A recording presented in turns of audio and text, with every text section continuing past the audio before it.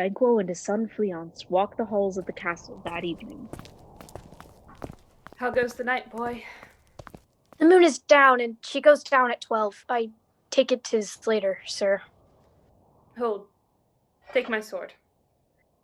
There's husbandry in heaven. Their candles all are out. Take thee that too. A heavy summons lies like lead upon me, and yet I would not sleep. Merciful powers, restrain in me the cursed thoughts that nature gives way to in repose. Give me my sword. Who's there? A friend. What, sir? Not yet at rest. The king's abed. He hath been an unusual pleasure, and sent forth great largesse to your offices.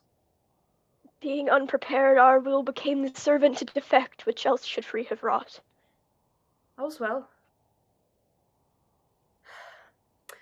I dreamt last night of the three weird sisters. To you they have showed some truth. I think not of them. Yet, when we can entreat an hour to serve, we would spend it in some words upon that business, if you would grant the time. At your kindest leisure. If you shall cleave to my consent when 'tis, it shall make honor for you. So I lose none in seeking to augment it, but still keep my bosom franchised and allegiance clear, I shall be counselled. Good repose the while.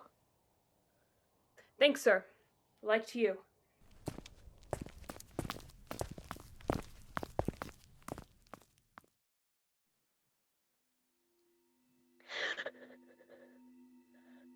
Is this a dagger which I see before me, the handle toward my hand? Come, let me clutch thee! I have thee not, and yet I see thee still. Art thou not, fatal vision, sensible to feeling as to sight? Or art thou but a dagger of the mind, a false creation proceeding from the heat-oppressed brain? I see thee yet, in form as palpable as this which now I draw. Thou marshall'st me the way that I was going, and such an instrument I was to use.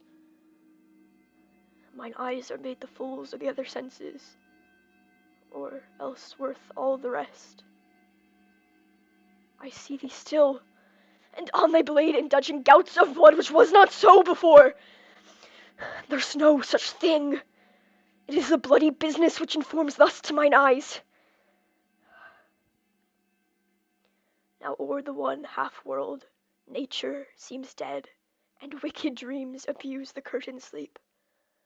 Witchcraft celebrates pale Hecate's offerings, and withered murder, alarmed by his sentinel, the wolf, whose howls his watch, thus with his stealthy pace, with Tarquin's ravishing strides towards his design, moves like a ghost. Thou sure and firm-set earth, hear not my steps, which way they walk, for fear thy very stones prate of my whereabout, and take the present horror from the time which now suits with it. Or else I threat he lives. Words to the heat of deeds too cold breath gives.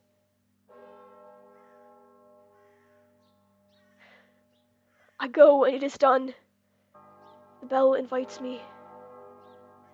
Hear it not, Duncan, for it is a knell that summons thee to heaven or to hell.